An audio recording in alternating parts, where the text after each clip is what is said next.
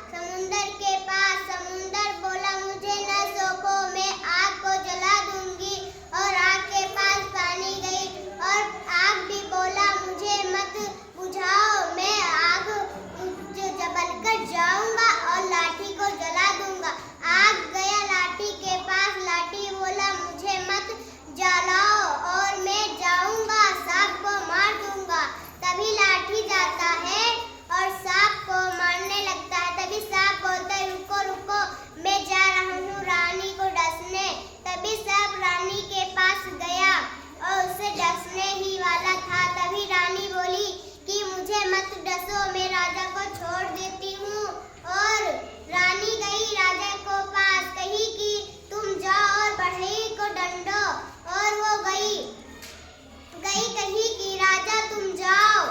और राजा भी बोले कि मैं क्यों जाऊँ? कही कि मैं जाओ तुम और बढ़ई को डांटो। और तभी गया राजा और बढ़ई के पास। बढ़ई कहा कि मैं आया हूँ तुम्हारे पास।